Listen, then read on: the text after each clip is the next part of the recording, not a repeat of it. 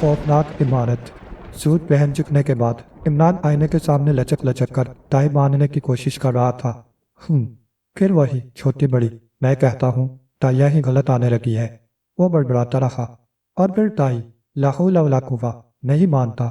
ये कहकर उसने झटका जो मारा तो रेशमी टाई की गिरा फिसलती हुई ना सिर्फ गर्दन से जा लगी बल्कि इतनी तंग हो गई कि उसका चेहरा सुर्ख हो गया और आंखें उबल पड़ी। बख बख खे उसके अलग से गुद्दी गुद्दी सी आवाजें निकलने लगी और वो फेफड़ों का पूरा जोर सरफ करके चीखा, अरे मरा, बचाओ सुलेमान। एक नौकर दौड़ता हुआ कमरे में दाखिल हुआ। पहले तो वो कुछ समझा ही नहीं क्योंकि इमरान सीधा खड़ा हुआ दोनों हाथों से अपनी रानें पीट रहा था। क्या हुआ सरकार? वो मराई की आवाज में मुल्ला, सरकार के बच्चे मर रहा हूँ। अरे लेकिन मगर अगर इमरान दांत पीस कर नाचता हुआ बोला, अबे ढीली कर। क्या ढीली करूं? नौकर ने मुतहैयर लहजे में कहा, अपने बाबा के कफन की डोरी जल्दी कर। अरे मरा, तो ठीक से बताते क्यों नहीं? नौकर भी झिझला गया। अच्छा बे, तो क्या मैं गलत बता रहा हूँ? मैं यानी इमरान MSc PhD क्या गलत बता रहा हूँ? अबे कमबख्त, इसे उर्दू में इस्तियारा और अंग्रेजी में मुतयाफर कहते हैं। अगर मैं गलत कह रहा हूँ तो बाकायदा बहस कर, मरने से पहले यही सही। नौकर ने गौर से देखा तो उसकी नज़र टाई पर पड़ी जिसकी गिरा गर्दन में बुरी तरह से फंसी हुई थी और आगे उभरी हुई सी मालूम हो रही थी। और यह उसके लिए कोई नई बात न थी। दिन में कई बार उसे इस किस्म की हिमाकतों का सामना करना पड़ता था। उसने इमरान के गले से टाई खोल ली। अगर मैं गलत कह रहा था तो ये बात तेरी समझ में कैसे आई? इमरान गरज कर बोला, गलती हुई साहिब।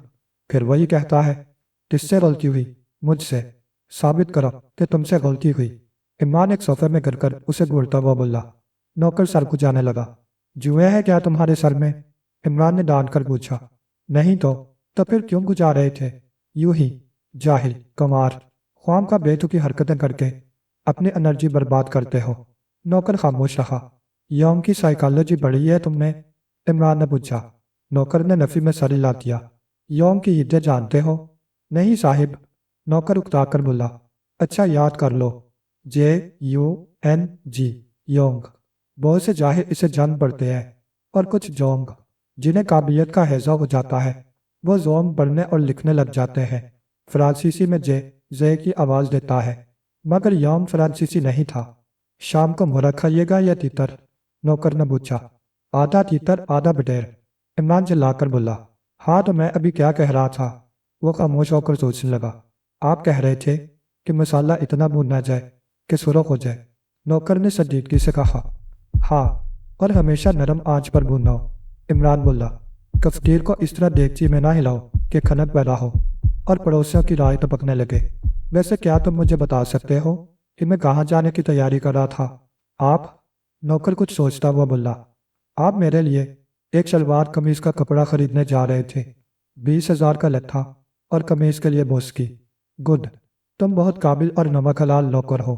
अगर तुम मुझे याद ना दिलाते रहो तो मैं सब कुछ भूल जाऊं। मैं टाई बांध दूं सरकार? नौकर ने बड़े प्यार से कहा। बांध दो। नौकर टाई बांधते वक्त बड़बड़ाता जा रहा था। 20,000 का लट्ठा और कमीज के लिए बोस्की। कहिए तो लिख दूं? बहुत ज्यादा अच्छा रहेगा, इमरान ने कहा। टाई बांध चुकने के बाद नौकर ने कागज के एक टुकड़े पर पेंसिल से घसीटकर उसकी तरफ बढ़ाया। यूं नहीं, इमरान अपने सीने की तरफ इशारा करके संजीदगी से बोला। इसे यहाँ पिन कर दो। नौकर ने एक पिन की मदद से उसके सीने पर लगा दिया। अब याद रहेगा, इमरान ने कहा और कमरे से निकल गया। राहदारी तय करके वो ड्राइंग रूम में पहुंचा। यहाँ 3 लड़कियां बैठी हुई थी। वाह इमरान भाई, उनमें से एक बोली। खूब इंतजार कराया। कपड़े पहनने में इतनी देर लगाते हैं? ओह, तो क्या आप लोग मेरा इंतजार कर रही थी? क्यों, क्या आपने 1 घंटा कबल पिक्चर चलने का वादा नहीं किया था? पिक्चर चलने का? मुझे तो याद नहीं। मैं तो सुलेमान के लिए। इमरान अपने सीने की तरफ इशारा करके बोला। ये क्या? वो लड़की करीब आकर आगे की तरफ झुकती हुई बोली। 20,000 का लट्ठा और बॉस की। ये क्या है? इसका मतलब? फिर वह बेतहाशा हंसने लगी। इमरान की बहन सुरैया ने भी उठकर देखा लेकिन तीसरी बैठी रही। वो शायद सुरैया की कोई नई सहेली थी। ये क्या है? सुरैया ने पूछा। सुलेमान के लिए शलवार कमीज का कपड़ा लेने जा रहा हूँ। लेकिन हमसे क्यों वादा किया था? वह बिगड़ कर बोली। बड़ी मुसीबत है, इमरान गर्दन से रखकर बोला। تمہیں سچا سمجھوں یا سلیمان کو؟ اسی کمینے کو سچا سمجھیے، میں کون ہوتی ہوں؟ سریا نے کہا، پھر اپنی سہیلیوں کی طرف مڑ کر بولی، اکیلے ہی چلتے ہیں؟ آپ ساتھ گئی بھی تو شرمندگی ہی ہوگی، کر بیٹھیں گے کوئی حماقت۔ ذرا دیکھیے آپ لوگ، عمران رونی صورت بنا کر درد بھری آواز میں بولا، یہ میری چھوٹی بہن ہے، مجھے احمق سمجھتی ہے۔ سریا، میں بہت جلد مر جاؤں گا کسی وقت جب بھی تائی غلط بن گئی، اور بیچارے سلیمان کو کچھ نہ کہو، وہ میرا محسن ہے، اس نے ابھی ابھی میری جان بچائی ہے۔ کیا ہوا تھا؟ سریا کی سہیلی جمیلہ نے گھبرائی ہوئی آواز میں پوچھا۔ تائی غلط بن گئی تھی، عمران انتہائی سنجیدگی سے بولا۔ جمیلہ ہنسنے لگی، لیکن سریا جلی کتی بیٹھی رہی۔ اس کی نئی سہیلی متحیرانہ انداز میں اس سنجیدہ احمق کو بول رہی تھی، تم کہتی ہو تو میں پکچر چلنے کو تیار ہوں۔ عمران نے کہا، لیکن واپسی پر مجھے یاد دلانا کہ میرے سینے پر ایک کاغذ پن کیا ہوا ہے۔ تو کیا یہ اسی طرح لگا رہے گا؟ جمیلہ نے پوچھا۔ اور کیا، میں تو ہرگز نہ جاؤں گی، سریا نے کہا۔ نہیں، عمران بھائی کے بغیر مزہ نہ آئے گا، جمیلہ بولی۔ جیو، عمران خوش ہو کر بولا، میرا دل چاہتا ہے کہ تمہیں سریا سے بدل لوں، کاش تم میری بہن ہوتی۔ یہ نک چڑی سریا مجھے بالکل اچھی نہیں لگتی۔ آپ خود نک چڑے، آپ مجھے کب اچھے لگتے ہیں؟ سریا بگڑ کر بولی۔ دیکھ رہی ہو، یہ میری چھوٹی بہن ہے، میں بتاؤں؟ جمیلہ سنجیدگی سے بولی۔ آپ یہ کاغذ نکال کر جیب میں رکھ لیجئے، میں یاد دلا دوں گی، اور اگر بھول گئی تو؟ ایسے تو کوئی راہگیر اسے دیکھ کر مجھے یاد دلا دے گا، میں وعدہ کرتی ہوں۔ عمران نے کاغذ نکال کر جیب میں رکھ لیا۔ سریا کچھ کھنچی کھنچی سی نظر آنے لگی تھی۔ وہ جیسے ہی باہر نکلے، ایک موٹر سائیکل پورٹیکو میں آ کر رکی، جس پر ایک باوقار اور بھاری بھرکم آدمی بیٹھا ہوا تھا۔ ہیلو سپر فیاض، عمران دونوں ہاتھ بڑھا کر چیخا۔ ہیلو عمران، مائی لیڈ، تم کہیں جا رہے ہو؟ موٹر سائیکل سوار بولا، پھر لڑکیوں کی طرف دیکھ کر کہنے لگا، او معاف کیجیے گا، لیکن یہ کام ضروری ہے، عمران جلدی کرو۔ عمران اچھل کر کیریئر پر بیٹھ گیا اور موٹر سائیکل فراٹے بھرتی ہوئی پھاٹک سے گزر گئی۔ دیکھا تم نے؟ سریا اپنا نچلا ہونٹ چبا کر بولی۔ یہ کون تھا؟ جمیلہ نے پوچھا۔ محکمہ سراغ رسانی کا سپرنٹنڈنٹ فیاض، مگر ایک بات میری سمجھ نہیں آ سکی کہ اسے بھائی جان جیسے خبتی آدمی سے کیا دلچسپی ہو سکتی ہے۔ یہ اکثر انہیں اپنے ساتھ لے جایا کرتا ہے۔ عمران بھائی دلچسپ آدمی ہے، جمیلہ نے کہا۔ بھئی کم از کم مجھے تو ان کی موجودگی میں بڑا لطف آتا ہے۔ ایک پاگل دوسرے پاگل کو عقل مند ہی سمجھتا ہے، سریا منہ بگاڑ کر بولی۔ مگر مجھے تو پاگل نہیں معلوم ہوتے، سریا کی نئی سہیلی نے کہا، اور اس نے قریب قریب تیر کی بات کہی تھی۔ عمران صورت سے خپتی نہیں معلوم ہوتا تھا، خاصا خوشرو اور دلکش نوجوان تھا، عمر 27 کے لگ بھگ رہی ہوگی، خوش سلیقہ اور صفائی پسند تھا، تندرستی اچھی اور جسم ورزشی تھا۔ مقامی یونیورسٹی سے MS کی ڈگری لے کر انگلینڈ چلا گیا تھا، اور وہاں سے سائنس میں ڈاکٹریٹ لے کر واپس آیا تھا۔ اس کا باپ رحمان محکمہ سراغ رسانی میں ڈائریکٹر جنرل تھا۔ انگلینڈ سے واپسی پر اس کے باپ نے کوشش کی تھی کہ اسے کوئی اچھا سا عہدہ دلا دے، لیکن عمران نے پرواہ نہ کی۔ کبھی وہ کہتا کہ میں سائنسی آلات کی تجارت کروں گا، کبھی کہتا کہ اپنا ذاتی انسٹیٹیوٹ قائم کر کے سائنس کی خدمت کروں گا۔ بہرحال کبھی کچھ اور کبھی کچھ، گھر بھر اس سے نالا تھا، اور انگلینڈ سے واپسی کے بعد تو اچھا خاصا احمق ہو گیا تھا، اتنا احمق کہ گھر کے نوکر تک اسے الو بنایا کرتے تھے، اسے اچھی طرح لوٹتے، اس کی جیب سے 10 روپے کے نوٹ غائب کر دیتے، اور اسے پتہ تک نہ چلتا۔ باپ تو اس کی صورت تک دیکھنے کا بھی روادار نہ تھا، صرف ماں ایسی تھی جس کی بدولت وہ اس کوٹھی میں مقیم تھا، ورنہ کبھی کا نکال دیا گیا ہوتا۔ اکلوتا لڑکا ہونے کے باوجود بھی رحمان صاحب اس سے عاجز آ گئے تھے۔ پاگل وہ اسی وقت نہیں معلوم ہوتے جب خاموش ہوں، سریا بولی۔ 2-4 گھنٹے بھی اگر ان حضرت کے ساتھ رہنا پڑے تو پتہ چلے کیا کاٹنے دوڑتے ہیں، جمیلہ نے مسکرا کر کہا۔ اگر ان میں اسی طرح دلچسپی لیتی رہی تو کسی دن معلوم ہو جائے گا، سریا منہ سکوڑ کر بولی۔ کیپٹن فیاض کی موٹر سائیکل فراٹے بڑھ رہی تھی، اور عمران کیریئر پر بیٹھا بڑبڑاتا جا رہا تھا۔ شلوار کا لٹھا بوسکی کی قمیض، شلوار کو بوس کا لٹھی لٹھی، کیا تھا لا حول ولا قوہ، بھول گیا۔ رکو یار رکو، شاید فیاض نے موٹر سائیکل روک دی۔ بھول گیا، عمران بولا۔ کیا بھول گئے؟ کچھ غلطی ہو گئی؟ کیا غلطی ہو گئی؟ فیاض جھنجھلا کر بولا۔ یار کم از کم مجھے تو الو نہ بنایا کرو، شاید میں غلط بیٹھا ہوا ہوں، عمران کیریئر سے اترتا ہوا بولا۔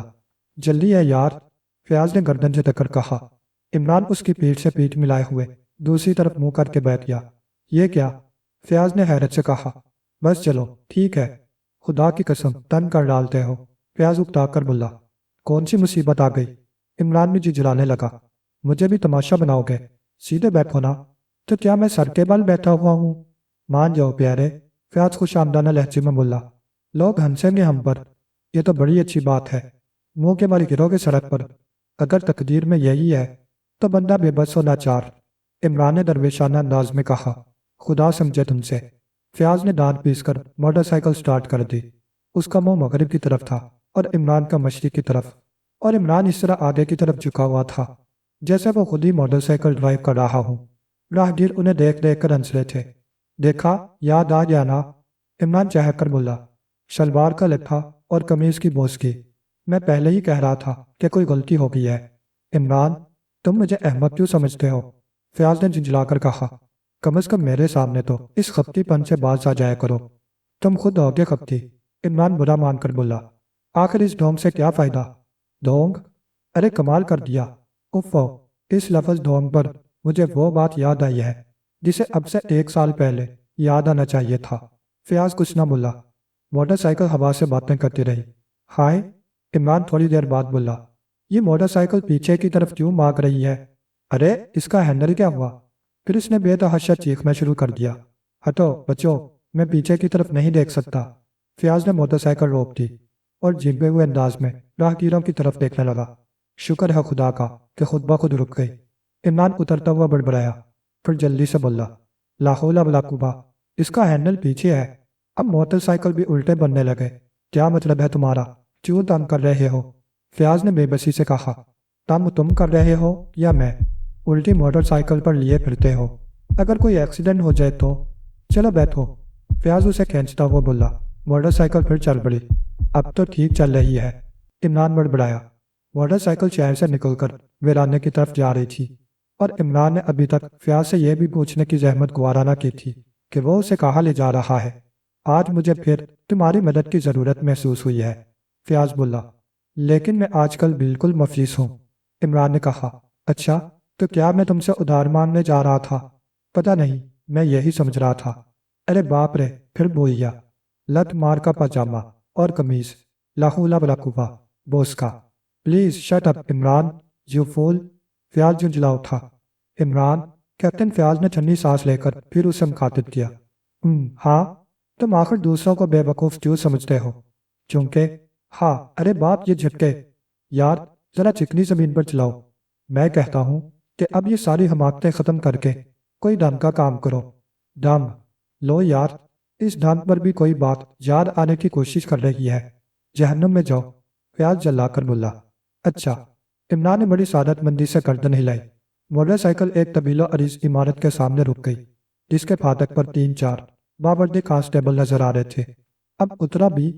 فیاض نے کہا۔ میں سمجھا شاید اب تم مجھے ہینڈل پر بٹھاؤ گے، عمران اترتا ہوا بولا۔ وہ اس وقت ایک دیہی علاقہ میں کھڑے ہوئے تھے جو شہر سے زیادہ دور نہ تھا۔ یہاں بس یہی ایک عمارت اتنی بڑی تھی، ورنہ یہ بستی معمولی قسم کے کچے پکے مکانوں پر مشتمل تھی۔ اس عمارت کی بناوٹ طرز قدیم سے تعلق رکھتی تھی۔ چاروں طرف سرخ رنگ کی لکھورے اینٹوں کی کافی بلند دیواریں تھیں اور سامنے ایک بہت بڑا پھاٹک تھا جو غالباً صدر دروازے کے طور پر استعمال کیا جاتا رہا ہوگا۔ کیپٹن فیاض عمران کا ہاتھ پکڑے ہوئے عمارت میں داخل ہو گیا۔ اب بھی عمران نے اس سے یہ نہ پوچھا کہ وہ اسے کہاں اور کس مقصد کے تحت لایا ہے۔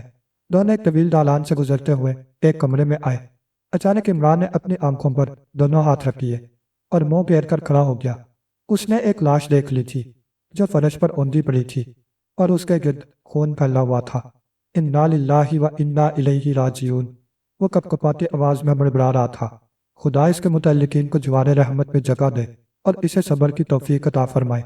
میں تمہیں دعائے خیر کرنے کے لیے نہیں لایا، فیاض جھنجھلا کر بولا۔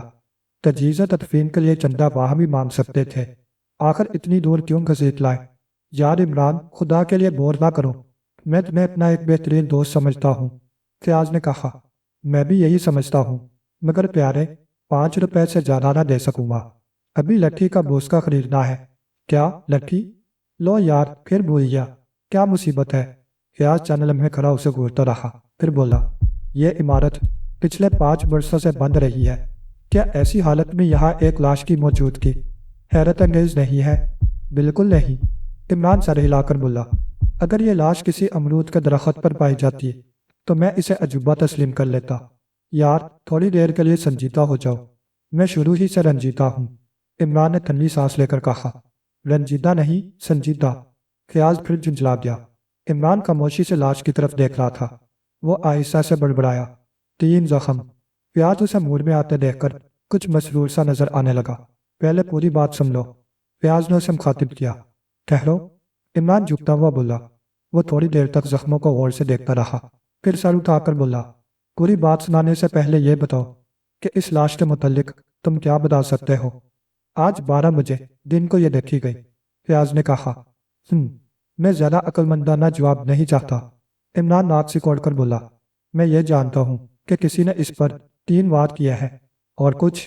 عمران اسے سوالیہ نظروں سے دیکھ رہا تھا۔ اور کیا؟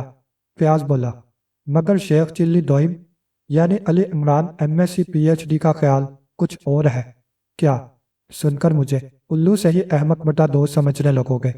ارے یار کچھ بتاؤ بھی تو صحیح۔ اچھا سنو، قاتل نے پہلا وار کیا، پھر پہلے زخم سے 5-5 انچ کا فاصلہ ناپ کر دوسرا اور تیسرا وار کیا، اور اس بات کا خاص خیال رکھا کہ زخم بالکل سیدھ میں رہیں، نہ ایک سوت ادھر نہ ایک سوت ادھر۔ کیا بکتے ہو؟ فیاض بڑبڑایا۔ ناپ کر دیکھ لو میری جان، اگر غلط نکلے تو میرا قلم سر کر دینا۔ ہاں شاید میں غلط بول گیا، میرے قلم پہ سار رکھ دینا، عمران نے کہا اور ادھر ادھر دیکھنے لگا۔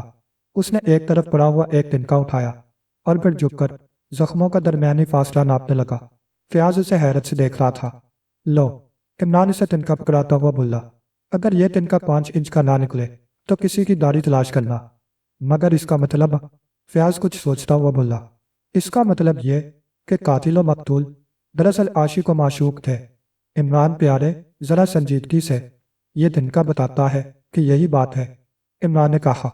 اور اردو کے قرآن شعراء کا بھی یہی خیال ہے، کسی کا بھی دیوان اٹھا کر دیکھ لو، 2-4 شعر اس قسم کے ضرور مل جائیں گے جن سے میرے خیال کی تائید ہو جائے گی۔ چلو ایک شعر سن ہی لو، موج آئے نہ کلائی میں کہیں، سخت جان ہم بھی بہت پیارے۔ مت بکواس کرو، اگر میری مدد نہیں کرنا چاہتے تو صاف صاف کہہ دو، فیاض بگڑ کر بولا۔ فاصلہ تم نے ناپ کیا، اب تم ہی بتاؤ کہ کیا بات ہو سکتی ہے، عمران نے کہا۔ فیاض کچھ نہ بولا۔ ذرا سوچو تو، عمران پھر بولا، ایک عاشق کی اردو شاعری کے مطابق اپنے محبوب کو اس بات کی اجازت دے سکتا ہے کہ وہ جس طرح چاہے اسے قتل کرے، کیما بنا کر رکھ دے یا ناپ ناپ کر سلیقے سے زخم لگائے۔ یہ زخم بدحواسی کا نتیجہ بھی نہیں، لاش کی حالت بھی یہ نہیں بتاتی کہ مرنے سے پہلے مقتول کو کسی سے جدوجہد کرنی پڑی ہو۔ بس ایسا معلوم ہوتا ہے جیسے چپ چاپ لیٹ کر اس نے کہا، جو مزاج یار میں آئے۔ قرآنی شاعری اور حقیقت میں کیا لگاؤ ہے؟ فیاض نے پوچھا۔ پتہ نہیں، عمران برخیال انداز میں سر ہلا کر بولا۔ ویسے اب تم پوری غزل سنا سکتے ہو، مکتب میں عرض کر دوں گا۔ فیاض تھوڑی دیر خاموش رہا، پھر بولا، یہ عمارت تقریباً 5 سال سے خالی رہی ہے، ویسے ہر جمعرات کو صرف چند گھنٹوں کے لیے اسے کھولا جاتا ہے۔ کیوں؟ دراصل یہاں ایک قبر ہے جس کے متعلق مشہور ہے کہ وہ کسی شہید کی ہے، چنانچہ ہر جمعرات کو ایک شخص اسے کھول کر قبر کی جارود کشی کرتا ہے۔ چڑھاوے وغیرہ چڑھتے ہوں گے؟ عمران نے پوچھا۔ نہیں، ایسی کوئی بات نہیں، جن لوگوں کا یہ مکان ہے وہ شہر میں رہتے ہیں اور ان سے میرے قریبی تعلقات ہیں۔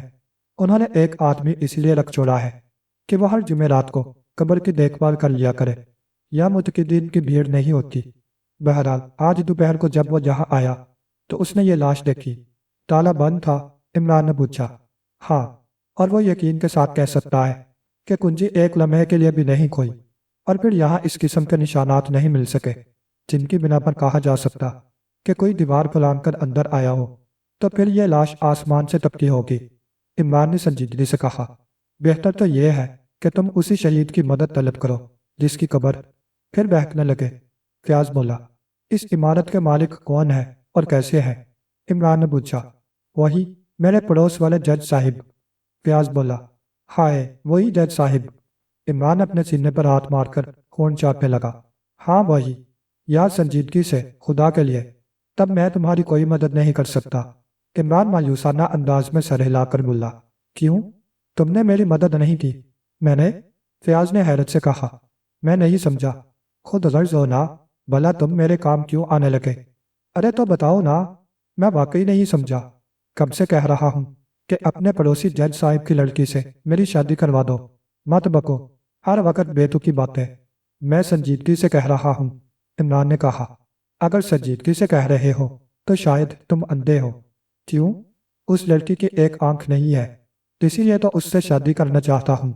وہ مجھے اور میرے کتوں کو ایک نظر سے دیکھے گی۔ یار خدا کے لیے سنجیدہ ہو جاؤ، پہلے تم وعدہ کرو۔ عمران بولا، اچھا بابا، میں ان سے کہوں گا۔ بہت بہت شکریہ۔ مجھے سچ مچ اس لڑکی سے کچھ ہو گیا ہے۔ کیا کہتے ہیں اسے؟ لو یار، بھول لیا، حالانکہ کچھ دیر پہلے اسی کا تذکرہ تھا۔ چلے چھوڑو، کام کی باتیں کرو۔ نہیں، اسے یاد ہی آ جانے دو، ورنہ مجھ پر ہسٹیریا کا دورہ پڑ جائے گا۔ عشق، فیاض منہ مرا کر بولا۔ جیو، شاباش، عمران نے اس کی پیٹھ تھومتے ہوئے کہا۔ خدا تمہاری مادہ کو سلامت رکھے۔ اچھا اب یہ بتاؤ کہ لاش کی شناخت ہو گئی یا نہیں؟ نہیں، نہ تو وہ اس علاقے کا باشندہ ہے اور نہ جج صاحب کے خاندان والے اس سے واقف ہیں۔ یعنی کسی نے اسے پہچانا نہیں؟ نہیں۔ اس کے پاس کوئی ایسی چیز ملی یا نہیں جس سے اس کی شخصیت پر روشنی پڑ سکے؟ کوئی نہیں۔ مگر ٹھہرو، فیاض ایک میز کی طرف بڑھتا ہوا بولا۔ واپسی پر اس کے ہاتھ میں چمڑے کا تھلہ تھا۔ یہ تھیلہ ہمیں لاش کے قریب پڑا ملا تھا، فیاض نے کہا۔ عمران تھلہ اس کے ہاتھ سے لے کر اندر کی چیزوں کا جائزہ لینے لگا۔ کسی بڑھئی کے اوزار، اس نے کہا۔ اگر یہ مقتول ہی کے ہے تو ویسے اس شخص کی ظاہری حالت اچھی نہیں، لیکن پھر بھی یہ بڑھئی نہیں معلوم ہوتا۔ کیوں؟ اس کے ہاتھ بڑے ملائم ہیں اور ہتھیلیوں میں کھردرا پن نہیں ہے۔ یہ ہاتھوں کسی مصور یا رنگ سازی کے ہو سکتے ہیں۔ عمران بولا، ابھی تک تم نے کوئی کام کی بات نہیں بتائی، فیاض نے کہا۔ ایک احمق آدمی سے اس سے زیادہ کی توقع رکھنا عقل مندی نہیں۔ عمران ہنس کر بولا، اس کے زخموں نے مجھے الجھن میں ڈال دیا ہے۔ فیاض نے کہا، اگر تم نے میرے زخموں پر مرہم رکھا تو میں ان زخموں کو بھی دیکھ لوں گا۔ کیا مطلب؟ جج صاحب کی لڑکی؟ عمران اس طرح بولا جیسے اسے کچھ یاد آ گیا ہو۔ اس مکار کی ایک کنجی جج صاحب کے پاس ضرور رہتی ہوگی۔ ہاں، ایک ان کے پاس بھی ہے یا تھی؟ یہ تو میں نے نہیں پوچھا۔ خیر، پھر پوچھ لینا۔ اب لاش کو اٹھواؤ، پوسٹ مارٹم کے سلسلے میں زخموں کی گہرائیوں کا خاص خیال رکھا جائے۔ کیوں؟ اگر زخموں کی گہرائیاں بھی ایک دوسرے کے برابر ہوئیں تو سمجھ لینا کہ یہ شہید مرد صاحب کی حرکت ہے۔ کیوں فضول بکواس کر رہے ہو؟ جو کہہ رہا ہوں اس پر عمل کرنے کا ارادہ ہو تو علی عمران MSc PhD کی خدمات حاصل کرنا، ورنہ کوئی۔ کیا نہیں؟ ذرا بتاؤ تو، میں کون سا لفظ بھول رہا ہوں؟ ضرورت، فیاض برا سا منہ بنا کر بولا۔ جیتے رہو، ورنہ کوئی ضرورت نہیں۔ تمہاری ہدایات پر عمل کیا جائے گا۔ اور کچھ؟ اور یہ کہ میں پوری عمارت دیکھنا چاہتا ہوں، عمران نے کہا۔ پوری عمارت کا چکر لگا لینے کے بعد وہ پھر اسی کمرے میں لوٹا ہے۔ ہاں بھئی، جج صاحب سے ذرا یہ بھی پوچھ لینا کہ انہوں نے صرف اسی کمرے کی حالت بدلنے کی کوشش کیوں کر ڈالی ہے، جبکہ پوری عمارت اسی پرانے ڈھنگ پر رہنے دی گئی ہے۔ کہیں بھی دیوار پر پلاسٹر نہیں دکھائی دیا، لیکن یہاں ہے۔ پوچھ لوں گا، اور کنجی کے متعلق بھی پوچھ لینا، اور اگر وہ محبوبہ یکچشم مل جائے تو اس سے کہنا کہ تیرے نیم کش کو کوئی میرے دل سے پوچھے۔ شاید غالب کی محبوبہ بھی ایک ہی آنکھ رکھتی تھی، کیونکہ تیرے نیم کش اکلوتی ہی آنکھ کا ہو سکتا ہے۔ تو اس وقت اور کچھ نہیں بتاؤ گے؟ فیاض نے کہا۔ یار بڑے احسان فروش ہو۔ فروش؟ شاید میں پھر بھول گیا کہ کون سا لفظ ہے۔ فراموش؟ جیو، ہاں تو بڑے احسان فراموش ہو۔ اتنی دیر سے بکواس کر رہا ہوں اور تم کہتے ہو کچھ بتایا ہی نہیں۔ دوسرے دن کیپٹن فیاض نے عمران کو اپنے گھر میں مدعو کیا، حالانکہ کئی بار کے تجربات نے یہ بات ثابت کر دی تھی کہ عمران وہ نہیں ہے جو ظاہر کرتا ہے۔ نہ وہ احمق ہے اور نہ خپتی، لیکن پھر بھی فیاض نے اسے موڑ میں لانے کے لیے جج صاحب کی کانی لڑکی کو بھی مدعو کر لیا تھا۔ حالانکہ وہ عمران کے اس افتادے طبع کو بھی مذاقی سمجھا تھا، لیکن پھر بھی اس نے سوچا کہ تھوڑی تفریح رہے گی۔ فیاض کی بیوی بھی عمران سے اچھی طرح واقف تھی، اور جب فیاض نے اسے اس کے عشق کی داستان سنائی تو ہنستے ہنستے اس کا برا حال ہو گیا۔ فیاض اس وقت اپنے ڈرائنگ روم میں بیٹھا عمران کا انتظار کر رہا تھا۔ اس کی بیوی اور جج صاحب کی یکچشم لڑکی رابعہ بھی موجود تھی۔ ابھی تک نہیں آئے عمران صاحب؟ فیاض کی بیوی نے تلائی پر بندھی ہوئی گھڑی کی طرف دیکھتے ہوئے کہا۔ کیا وقت ہے؟ فیاض نے پوچھا۔ 7:30۔ بس 2 منٹ بعد وہ اس کمرے میں ہوگا۔ فیاض مسکرا کر بولا۔ کیوں؟ یہ کیسے؟ بس اس کی ہر بات عجیب ہوتی ہے۔ وہ اسی قسم کے اوقات مقرر کرتا ہے۔ اس نے 7:32 پر آنے کا وعدہ کیا تھا، لہٰذا میرا خیال ہے کہ وہ اس وقت ہمارے بنگلے کے قریب ہی کھڑا اپنی گھڑی دیکھ رہا ہوگا۔ عجیب آدمی معلوم ہوتے ہیں، رابعہ نے کہا۔ عجیب ترین کہیے، انگلینڈ سے سائنس میں ڈاکٹریٹ لے کر آیا ہے، لیکن اس کی حرکات وہ ابھی دیکھ لیں گی۔ اس صدی کا سب سے عجیب آدمی، لیجئے شاید وہی ہے۔ دروازے پر دستک ہوئی۔ فیاض اٹھ کر آگے بڑھا۔ دوسرے لمحے عمران ڈرائنگ روم میں داخل ہو رہا تھا۔ عورتوں کو دیکھ کر وہ قدرے جھکا اور پھر فیاض سے مصافحہ کرنے لگا۔ غالبا مجھے سب سے پہلے یہ کہنا چاہیے کہ آج موسم بڑا خوشگوار رہا، عمران بیٹھتا ہوا بولا۔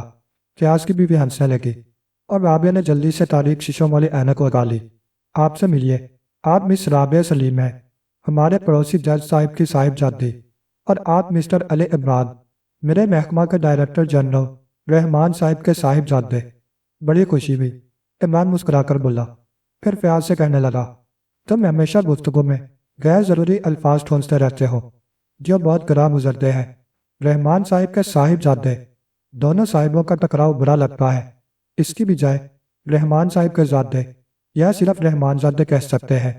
میں لٹریری آدمی نہیں ہوں، فیاض مسکرا کر بولا۔ دونوں خواتین بھی مسکرا رہی تھیں۔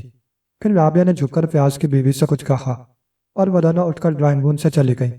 بہت برا ہوا، عمران برا سا منہ بنا کر بولا۔ کیا؟ شاید وہ باورچی خانے کی طرف گئی ہے، فیاض نے کہا۔ باورچی کی مدد کے لیے آج کوئی نہیں ہے۔ تو کیا تم نے اسے بھی مدعو کیا ہے؟ ہاں بھائی، کیوں نہ کرتا۔ میں نے سوچا کہ اس بہانے سے تمہاری ملاقات بھی ہو جائے، مگر مجھے بڑی کوفت ہو رہی ہے، عمران نے کہا۔ کیوں؟ آخر اس نے دھوپ کا چشمہ کیوں لگایا ہے؟ اپنا نقص چھپانے کے لیے۔ سنو میاں، 2 آنکھوں والی مجھے بتھیلی مل جائیں گی، یہاں تو معاملہ صرف اس آنکھ کا ہے۔ ہائے کیا چیز ہے، کسی طرح اس کا چشمہ اترواؤ، ورنہ میں کھانا کھائے بغیر واپس چلا جاؤں گا۔ مت بکو، میں چلا، عمران اٹھتا ہوا بولا۔ عجیب آدمی ہو، بیٹھو۔ فیاض نے اسے دوبارہ بٹھا دیا۔ چشمہ اترواؤ، میں اس کا قائل نہیں کہ محبوب سامنے ہو اور اچھی طرح دیدار بھی نصیب نہ ہو۔ ذرا آہستہ بولو، فیاض نے کہا۔ میں تو ابھی اس سے کہوں گا۔ کیا کہو گے؟ فیاض بوکھلا کر بولا۔ یہی جو تم سے کہہ رہا ہوں۔ یار خدا کے لیے، کیا برائی ہے اس میں؟ میں نے سخت غلطی کی، فیاض بڑبڑایا۔ واہ، غلطی تم کرو اور بھگتوں میں؟ نہیں فیاض صاحب، میں اس سے کہوں گا کہ براہ کرم چشمہ اتار دیجئے، مجھے آپ سے مرمت ہو گئی ہے۔ مرمت؟ شاید میں نے غلط لفظ استعمال کیا ہے۔ بولو بھائی، کیا ہونا چاہیے؟ محبت، فیاض برا سا منہ بنا کر بولا۔ جیو، محبت ہو گئی ہے تو وہ اس پر کیا کہے گی؟ چانٹا مار دے گی، فیاض جھنجھلا کر بولا۔ فکر نہ کرو، میں چانٹے کو چانٹے پر روک لینے کے آرٹ سے بخوبی واقف ہوں۔ طریقہ وہی ہوتا ہے جو تلوار پر تلوار روکنے کا ہوا کرتا تھا۔ یار خدا کے لیے کوئی حماقت نہ کر بیٹھنا، عقل مندی کی بات کرنا ایک احمق کی کھلی ہوئی توہین ہے۔ اب بلاؤ نا، دل کی جو حالت ہے بیان کر بھی سکتا ہوں اور نہیں بھی کر سکتا۔ وہ کیا ہوتا ہے جدائی میں؟ بولو نا یار، کون سا لفظ ہے؟ میں نہیں جانتا، فیاض جھنجھلا کر بولا۔ خیر، ہوتا ہوگا کچھ، ڈکشنری میں دیکھ لوں گا۔ ویسے میرا دل دھڑک رہا ہے، ہاتھ کانپ رہے ہیں، لیکن ہم دونوں کے درمیان دودھ کا چشمہ حائل ہے، میں اسے نہیں برداشت کر سکتا۔ چند لمحے خاموشی رہی۔ عمران میز پر رکھے ہوئے گلدان کو اس طرح گھور رہا تھا جیسے اس نے اسے کوئی سخت بات کہتی ہو۔ آج کچھ نئی باتیں معلوم ہوئی ہے، فیاض نے کہا۔ ضرور معلوم ہوئی ہوں گی، عمران احمقوں کی طرح سر ہلا کر بولا۔ مگر نہیں، پہلے میں تمہیں ان زخموں کے متعلق بتاؤں۔ تمہارا خیال درست نکلا، زخموں کی گہرائیاں بالکل برابر ہے۔ کیا تم خواب دیکھ رہے ہو؟ عمران نے کہا۔ کیوں؟ کن زخموں کی باتیں کر رہے ہو؟ دیکھو عمران، میں احمق نہیں ہوں، پتہ نہیں، جب تک 3 گواہ نہ پیش کرو یقین نہیں آ سکتا۔ کیا تم کل والی لاش بھول گئے؟ لاش؟ ارے ہاں، یاد آ گیا۔ اور وہ 3 زخم برابر نکلے؟ ہاں۔ اب کیا کہتے ہو؟ فیاض نے پوچھا۔ سنگ و آہن بے نیازے کم نہیں، دیکھ ہر دیوار در سے سر نہ مار، عمران نے بنبنا کر تان ماری اور میز پر طبلہ بجانے لگا۔ تم سنجیدہ نہیں ہو سکتے، فیاض اکتا کر بے دلی سے بولا، اس کا چشمہ اتروا دینے کا وعدہ کرو، تمہیں سنجیدگی سے گفتگو کرنے پر تیار ہوں۔ کوشش کروں گا بابا، میں نے اسے ناحق مدعو کیا۔ دوسری بات یہ کہ کھانے میں کتنی دیر ہے، شاید آدھا گھنٹہ، وہ ایک نوکر بیمار ہو گیا ہے۔ خیر، ہاں، جج صاحب سے کیا باتیں ہوئیں؟ وہی بتانے جا رہا تھا، کنجی اس کے پاس موجود ہے، اور دوسری بات یہ کہ وہ عمارت انہیں اپنے خاندانی ترکے میں نہیں ملی تھی۔ پھر عمران توجہ اور دلچسپی سے سن رہا تھا۔ وہ دراصل ان کے ایک دوست کی ملکیت تھی، اور اس دوست نے ہی اسے خریدا تھا۔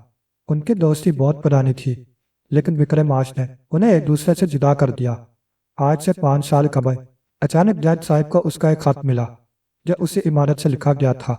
اس نے لکھا تھا کہ اس کی حالت بہت خراب ہے اور شاید وہ زندہ نہ رہ سکے، لہٰذا وہ مرنے سے پہلے ان سے بہت اہم بات کہنا چاہتا ہے۔ تقریباً 15 سال بعد جج صاحب کا اس دوست کے متعلق کچھ معلوم ہوا تھا۔ ان کا وہاں پہنچنا ضروری تھا، بہرحال وہ وقت پر نہ پہنچ سکے۔ ان کے دوست کا انتقال ہو چکا تھا۔ معلوم ہوا کہ وہاں تنہا ہی رہتا تھا۔ ہاں، تو جج صاحب کو بعد میں معلوم ہوا کہ مرنے والے نے وہ عمارت قانونی طور پر جج صاحب کو منتقل کر دی تھی، لیکن یہ نہ معلوم ہو سکا کہ وہ ان سے کیا کہنا چاہتا تھا۔ عمران تھوڑی دیر تک کچھ سوچتا رہا، پھر بولا، ہاں، اور اس کمرے کے پلاسٹر کے متعلق پوچھا تھا؟ جج صاحب نے اسے لاعلمی ظاہر کی، البتہ انہوں نے یہ بتایا کہ ان کے دوست کی موت اسی کمرے میں واقع ہوئی تھی۔ قتل؟ عمران نے پوچھا۔ نہیں، قدرتی موت۔ گاؤں والے کے بیان کے مطابق وہ عرصہ سے بیمار تھا۔ اس نے اس عمارت کو کس سے خریدا تھا؟ عمران نے پوچھا۔ آخر اس سے کیا بحث؟ تم عمارت کے پیچھے کیوں مر گئے ہو؟ محبوبہ یکچشم کے والد بزرگوار سے یہ بھی پوچھو۔ ذرا آہستہ، عجیب آدمی ہو، اگر اس نے سن لیا تو؟ سننے دو، ابھی میں اس سے اپنے دل کی حالت بیان کروں گا۔ یار عمران، خدا کے لیے کیسے آدمی ہو تم؟ فضول باتیں مت کرو، عمران بولا۔ ذرا جج صاحب سے وہ کنجی مانگ لاؤ۔ او، کیا ابھی؟ ابھی اور اسی وقت؟ فیاض اٹھ کر چلا گیا۔ اس کے جاتے ہی وہ دونوں خواتین ڈرائنگ روم میں داخل ہوئیں۔ کہاں گئے؟ فیاض کی بیوی نے پوچھا۔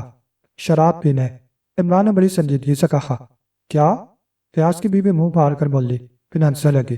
کھانا کھانے سے پہلے ہمیشہ تھوڑی سی پیتے ہیں، عمران نے کہا۔ آپ کو غلط فہمی ہوئی ہے، وہ ایک ٹانک ہے۔ ٹانک کی خالی بوتل میں شراب رکھنا مشکل نہیں۔ للانا چاہتے ہیں آپ؟ فیاض کی بیوی ہنس پڑی۔ کیا آپ کی آنکھوں میں کچھ تکلیف ہے؟ عمران نے رابعہ کو مخاطب کیا۔ جی نہیں، رابعہ نروس نظر آنے لگی۔ کچھ نہیں، فیاض کی بیوی جلدی سے بولی۔ عادت ہے، تیز روشنی برداشت نہیں ہوتی، اسی لیے یہ چشمہ۔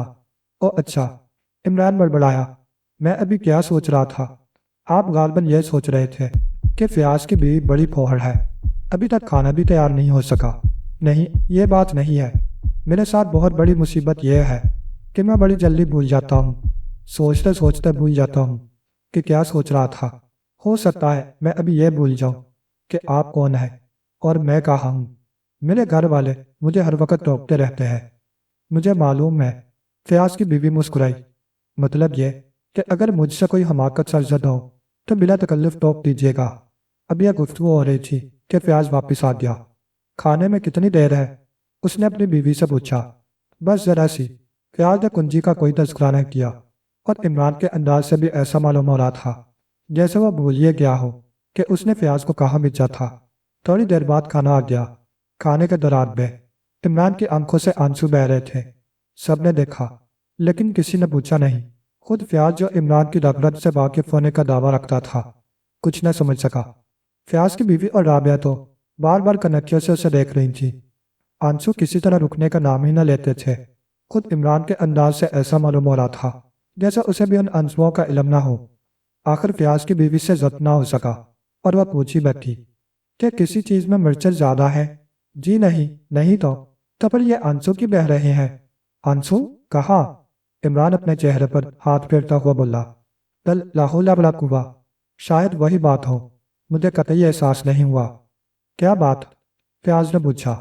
دراصل مرو مسلم دیکھ کر مجھے اپنے ایک عزیز کی موت یاد آ گئی تھی۔ کیا؟ مرو مسلم دیکھ کر؟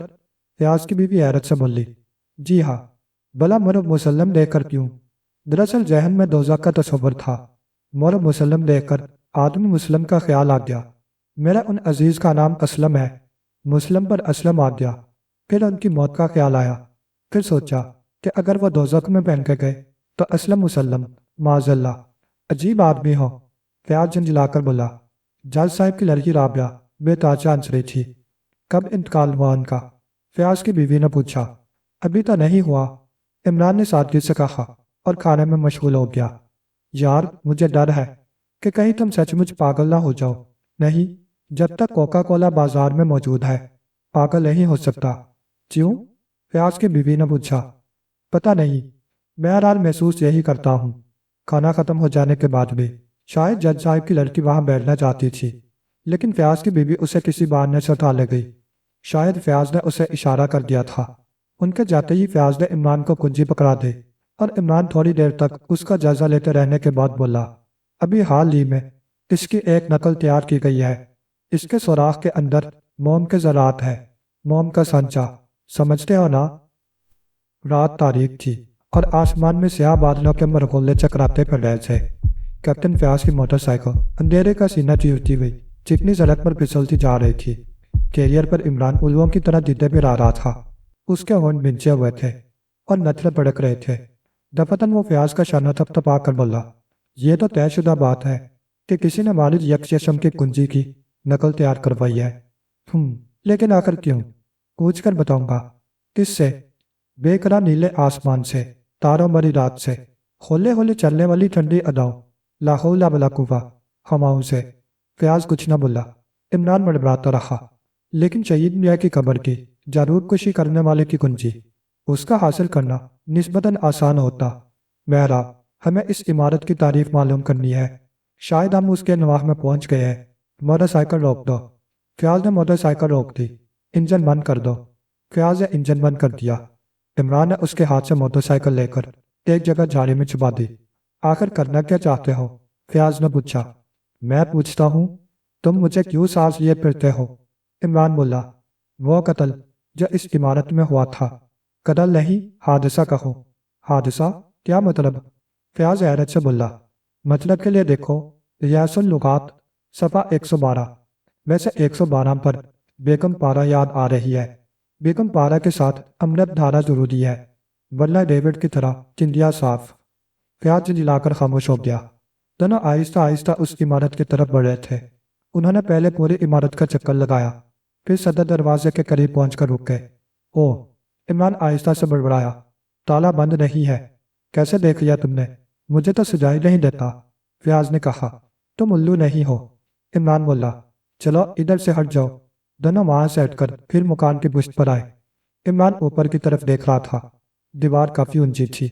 اس نے جیب سے ٹارچ نکال لی اور دیوار پر روشنی ڈالنے لگا۔ میرا بوجھ سنبھال سکو گے؟ اس نے فیاض سے پوچھا۔ میں نہیں سمجھا۔ تمہیں سمجھانے کے لیے تو باقاعدہ بلیک بورڈ اور چاک سٹک چاہیے۔ مطلب یہ کہ میں اوپر جانا چاہتا ہوں۔ کیوں؟ کیا یہ سمجھتے ہو کہ کوئی اندر موجود ہے؟ فیاض نے کہا۔ نہیں، یوں ہی جک مارنے کا ارادہ ہے۔ چلو بیٹھ جاؤ، میں تمہارے کنوں پر کھڑا ہو کر۔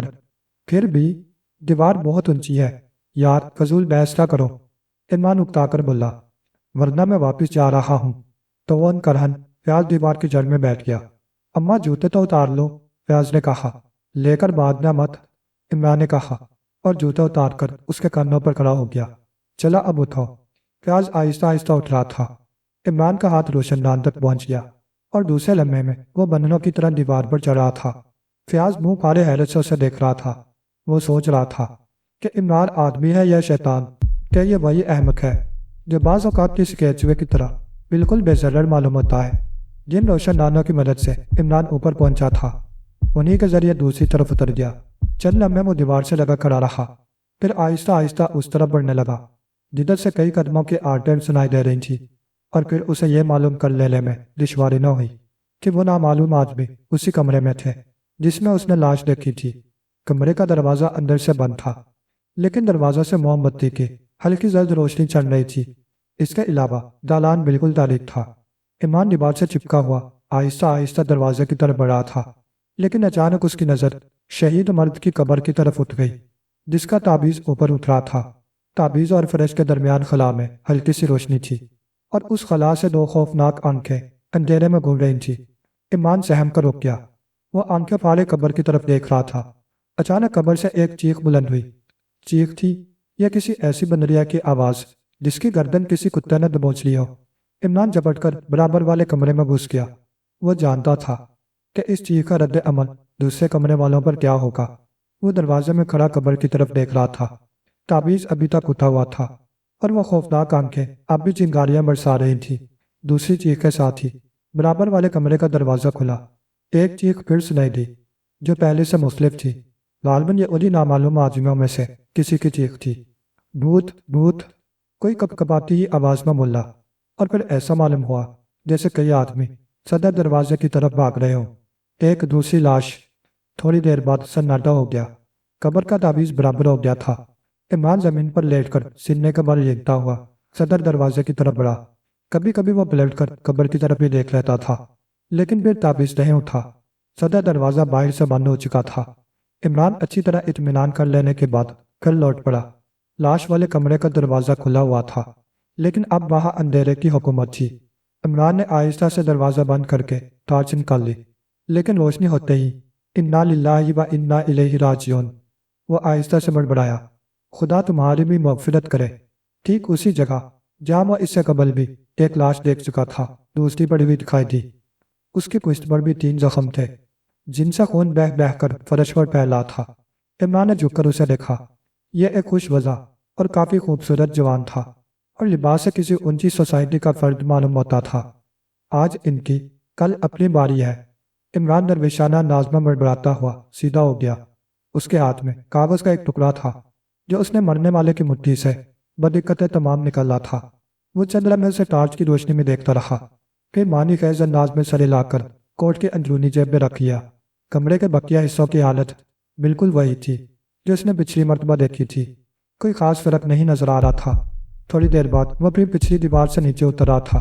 آخری روشندان پر پیر رکھ کر اس نے چھلانگ لگا دی۔ تمہاری یہ خصوصیت بھی آج ہی معلوم ہوئی، فیاض آہستہ سے بولا۔ کیا اندر کسی بندیہ سے ملاقات ہو گئی تھی؟ آواز پہنچی تھی یہاں تک؟ عمران نے پوچھا۔ ہاں، لیکن میں نے ان اطراف میں بندر نہیں دیکھے۔ ان کے علاوہ کوئی دوسری آواز؟ ہاں، شاید تم ڈر کر چیخے تھے، فیاض بولا۔ لاش اسی وقت چاہیے یا صبح؟ عمران نے پوچھا۔ لاش؟ فیاض اچھل پڑا۔ کیا کہتے ہو؟ کیسی لاش؟ کسی شاعر نے 2 غزلہ عرض کر دیا ہے۔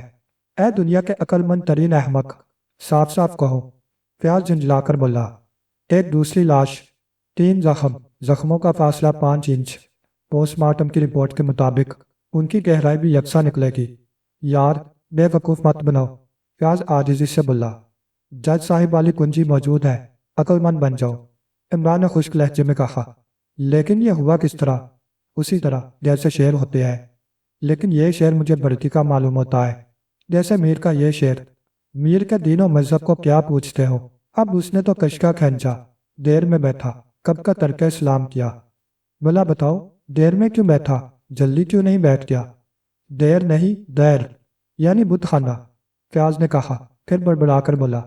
لا حول ولا قوہ، میں بھی اسی لفظیت میں پڑ گیا۔ وہ لاش عمارت کے کس حصے میں ہے؟ اسی کمرے میں، اور ٹھیک اسی جگہ جہاں پہلی لاش ملی تھی۔ لیکن وہ آوازیں کیسی تھیں؟ فیاض نے پوچھا۔ او، نہ پوچھا تو بہتر ہے، میں نے اتنا موسیقی خیز منظر آج تک نہیں دیکھا۔ یعنی پہلے ایک گدھا دکھائی دیا جس پر ایک بندریا سوار تھی، پھر ایک دوسرا سایہ نظر آیا جو یقیناً کسی آدمی کا تھا۔ اندھیرے میں بھی گدھے اور آدمی میں فرق کیا جا سکتا ہے۔ کیوں، تمہارا کیا خیال ہے؟ مجھے افسوس ہے کہ تم ہر وقت غیر سنجیدہ رہتے ہو۔ یار فیاض، سچ کہنا، اگر تم ایک آدمی کو کسی بندریا کا منہ چومتے دیکھو تو تمہیں غصہ آئے گا یا نہیں؟ فضول وقت برباد کر رہے ہو تم۔ اچھا چلو، عمران اس کا شانہ تبکتا ہوا بولا۔ وہ دونوں صدر دروازے کی طرف آئے۔ کیوں خواہ پریشان کر رہے ہو؟ فیاض نے کہا۔ کنجی نکال لو۔ دروازہ کھول کر دونوں لاش والے کمرے میں آئے۔ عمران نے ٹارچ روشن کی، لیکن وہ دوسرے ہی لمحے میں اس طرح سر سے لا رہا تھا جیسے دماغ پر دفتن گرمی چڑھ گئی ہو۔ لاش غائب تھی۔ یہ کیا مذاق؟ فیاض بن آ کر پلٹ پڑا۔ بعض عقل مند شاعر برتی کے شعر اپنی غزلوں سے نکال بھی دیا کرتے ہیں۔ یار عمران، میں باز آیا تمہاری مدد سے، مگر میری جان، یہ لو دیکھو، نقش فریادی ہے کسی کی شوق تحریر کا۔ لاش غائب کرنے والے نے ابھی خون کے تازہ دموں کا کوئی انتظام نہیں کیا۔ مرزا افتخار رفیع سودا یا کوئی صاحب فرماتے ہیں، قاتل ہماری لاش کو تشہیر دے ضرور، آئندہ تاکہ کوئی نہ کسی سے وفا کرے۔ فیاض جھک کر فرش پر پہلے وہ خون کو دیکھنے لگا۔ لیکن لاش کیا ہوئی؟ وہ گھبرائے ہوئے لہجے میں بولا۔ فرشتے اٹھا لے گئے۔ مرنے والا بہشتی تھا، مگر لا حول ولا قوہ، بہشتی صدقے کو بھی کہتے ہیں۔ اوہو، فردوسی تھا، لیکن فردوسی وہ تو محمود غزنوی کی زندگی میں مر گیا تھا۔ پھر کیا کہیں گے؟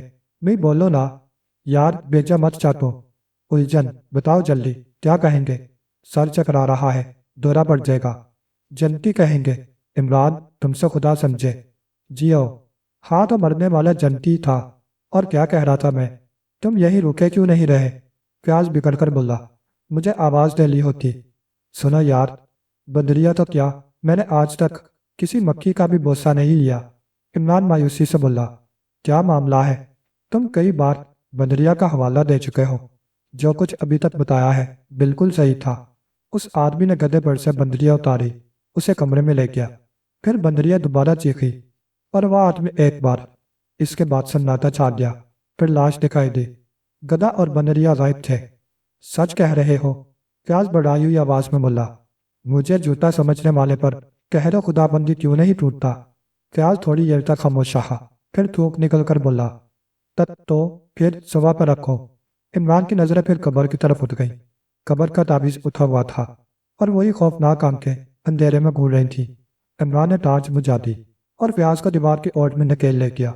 نہ جانے کیوں وہ چاہتا تھا کہ فیاض کی نظر اس پر نہ پڑنے پائے۔ کیا؟ فیاض کام کر بولا۔ بندریا، عمران نے کہا۔ وہ کچھ اور بھی کہنا چاہتا تھا کہ وہی چیخ ایک بار پھر سناٹے میں لہرا گئی۔ ارے باپ! فیاض کسی خوفزدہ بچے کی طرح بولا۔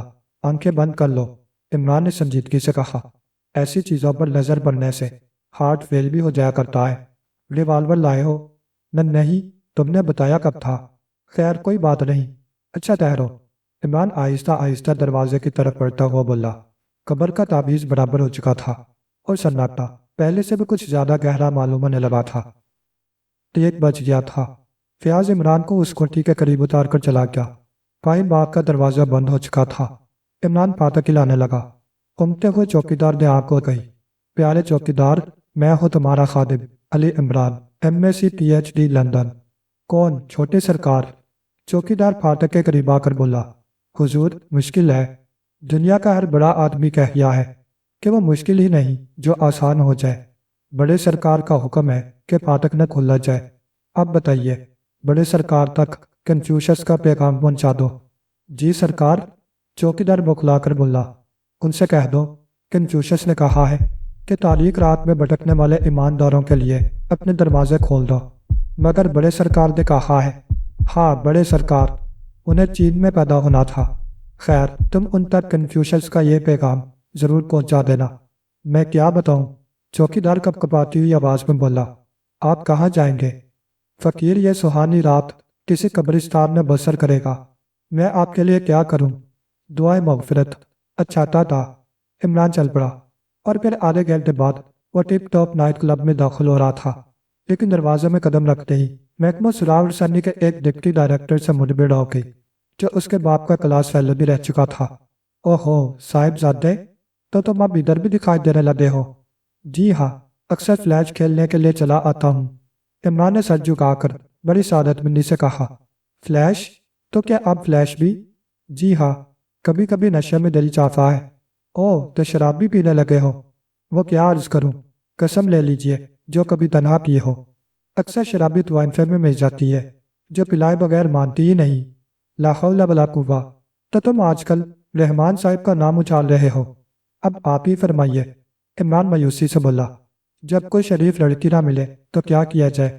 ویسے قسم لے لیجئے، جب کوئی مل جاتی ہے تو میں طوائفوں پر لعنت بیچ کر خدا کا شکر ادا کرتا ہوں۔ شاید رحمان صاحب کو اس کی اطلاع نہیں۔ خیر، اگر ان سے ملاقات ہو تو کنفیوشس کا یہ قول دہرا دیجیے گا کہ جب کسی ایماندار کو اپنی ہی چھت کے نیچے پناہ نہیں ملتی تو وہ تاریک گلیے میں بھونکنے والے کتوں سے ساز باز کر لیتا ہے۔ ڈپٹی ڈائریکٹر اسے گھورتا ہوا باہر چلا گیا۔ عمران نے سیٹی بجانے والے انداز میں ہورزی کوڑ کر حال کا جائزہ لیا۔ اس کی نظریں ایک میز پر رک گئیں۔ जहाँ एक खूबसूरत औरत अपने सामने पॉट की बोतल रखे बढ़ती सिगरेट पी रही थी। गिलास आधे से ज्यादा खाली था। इमरान उसके करीब पहुंचकर रुक गया। क्या मैं यहाँ बैठ सकता हूँ? लेडी जहांगीर, वह कदरे झुककर बोला। ओ तुम? लेडी जहांगीर अपनी दाहिनी बाँह उठाकर बोली। नहीं, हरगिज नहीं। कोई बात नहीं। इमरान मासूमियत से मुस्कुराकर बोला। कन्फ्यूशस ने कहा था। मुझे कन्फ्यूशस से कोई दिलचस्पी नहीं, वो झिझलाकर बोली। तो D.H. लॉरेंस का एक जुमला सुन लीजिए। मैं कुछ नहीं सुनना चाहती, तुम यहाँ से हट जाओ। लेडी जहांगीर क्लास उतरती हुई बोली। ओ, इसका ख्याल कीजिए कि आप मेरी मंगेतर भी रह चुकी है। शट अप, आपकी मर्जी। मैं तो सिर्फ आपको यह बताना चाहता था कि आज सुबह ही से मौसम बहुत खुशगवार था। वो मुस्कुरा पड़ी। बैठ जाओ, उसने कहा और एक ही सांस में गिलास खाली कर गई। वो थोड़ी देर अपनी नशीली निगाहें इमरान के चेहरे पर जमाई रही, फिर सिगरेट का एक तबील कश लेकर आगे झुकती हुई आहिस्ता से बोली। मैं अब भी तुम्हारी हूँ, मगर सर जहांगीर। इमरान मायूसी से बोला। दफन करो उसे। हाय, तो क्या मर गए? इमरान घबरा कर खड़ा हो गया। लेडी जहांगीर हंस पड़ी। तुम्हारी हमाकतें बड़ी प्यारी होती है, वो अपनी बाएं आंख दबाकर बोली, और इमरान ने शर्माकर सर झुका लिया। क्या पियोगे? लेडी जहांगीर ने थोड़ी देर बाद पूछा। दही की लस्सी। दही की लस्सी? ही, शायद तुम नशे में हो। ठहरिए, इमरान बौखलाकर बोला। मैं 1 बजे के बाद सिर्फ कॉफ़ी पीता हूँ। 6 बजे शाम से 12 बजे रात तक रिम पीता हूँ। रिम? लेडी जहांगीर मुंह सिकोड़कर बोली। तुम अपने टेस्ट के आदमी नहीं मालूम होते। रिम तो सिर्फ गंवार पीते हैं। नशे में ये भूल जाता हूँ कि मैं गंवार नहीं हूँ। तुम आजकल क्या कर रहे हो? सबर। इमरान ने तबील सांस लेकर कहा। तुम जिंदगी के किसी हिस्से में भी संजीदा नहीं हो सकते। लेडी जहांगीर मुस्कुराकर बोली। ओ, आप भी यही समझती हैं? इमरान की आवाज़ हर दर्जा दर्दनाक हो गई। आखिर मुझ में कौन से कीड़े पड़े हुए थे कि तुमने शादी से इनकार कर दिया था? लेडी जहांगीर ने कहा। मैंने कब इनकार किया था? इमरान रोनी सूरत बनाकर बोला। मैंने तो आपके वालिद साहब को सिर्फ 2-3 शेर सुनाए थे। मुझे क्या मालूम था कि उन्हें शेर व शायरी से दिलचस्पी नहीं, वरना मैं नसर में गुफ्तगू करता। वालिद साहब की राय है कि तुम परले सिरे के अहमक और बदतमीज हो, लेडी जहांगीर ने कहा। और चूंकि सर जहांगीर उनके हमोमर है, लिहाजा शट अप, लेडी जहांगीर मुन्नाकर बोली। बहरहाल मैं यूं ही तड़प तड़प कर मर जाऊंगा। इमरान की आवाज़ पर दर्दनाक हो गई। लेडी जहांगीर बगौर उसका चेहरा देख रही थी। क्या वाकई तुम्हें अफसोस है? उसने आहिस्ता से पूछा। ये तुम पूछ रही हो, और वो भी इस तरह जैसे तुम्हें मेरे बयान पर शुबा हो। इमरान की आंखों में ना सिर्फ आंसू छलक आए, बल्कि बहने भी लगे। अरे no my dear, Imran darling, क्या कर रहे हो तुम? लेडी जहांगीर ने उसकी तरफ अपना रुमाल बढ़ा दिया। मैं इसी गम में मर जाऊंगा, वो आंसू खुश करता हुआ बोला। नहीं, तुम्हें शादी कर लेनी चाहिए, लेडी जहांगीर ने कहा। और मैं तो हमेशा तुम्हारी ही रहूंगी। वो दूसरा ग्लास लबरेज कर रही थी। सब यही कहते हैं। कई जगह से रिश्ते भी आ चुके हैं। कई दिनों में जस्टिस फारूक की लड़की का रिश्ता आया था। घर वालों ने इनकार कर दिया, लेकिन मुझे वो रिश्ता कुछ कुछ पसंद है। पसंद है? लेडी जहांगीर हैरत से बोली। तुमने उनकी लड़की को देखा है? हाँ, वही ना, जो रीता हैरत स्टाइल का बाल बनाती है और अमूमन तारीक चश्मा लगाए रहती है। जानते हो वह तारीक चश्मा क्यों लगाती है? लेडी जहांगीर ने पूछा। नहीं, लेकिन अच्छी लगती है, लेडी जहांगीर ने कहका लगाया। वह इसलिए तारीक चश्मा लगाती है कि उसकी एक आंख गायब है। हाय, इमरान उछल पड़ा। और गालबन इसी बिना पर तुम्हारे घर वालों ने यह रिश्ता मंजूर नहीं किया। तुम उसे जानती हो? इमरान ने पूछा। अच्छी तरह से, और आजकल मैं उसे बहुत खूबसूरत आदमी के साथ देखती हूँ। लालबन वो भी तुम्हारी तरह कोई अहमक होगा। कौन है वो? मैं उसकी गर्दन तोड़ दूंगा, इमरान बिफर कर बोला। फिर अचानक चौंक कर खुद ही बड़बड़ाने लगा। ला हौला वला कुव्वा, भला मुझसे क्या मतलब? बड़ी हैरत अंगेज बात है कि इंतहाई खूबसूरत नौजवान एक काली लड़की से शादी करे। वाकई वो दुनिया का 8वां अजूबा होगा, इमरान ने कहा। क्या मैं उसे जानता हूँ? पता नहीं, कम अज कम मैं तो नहीं जानती। और जिसे मैं न जानती हूँ वह इस शहर के किसी आला खानदान का फर्द नहीं हो सकता। कब से देख रही हो उसे? यही कोई 15-20 दिन से। क्या वो यहाँ भी आते हैं? नहीं, मैंने ने कैफे कामीनों में अक्सर देखा है। मिर्जा जालिब ने ठीक ही कहा है। नाला सरमाए यक आलम व आलम कफे खाक। آسمان بیزا کمری نظر آتا ہے مجھے۔ مطلب کیا ہوا؟ لیڈی جہانگیر نے پوچھا۔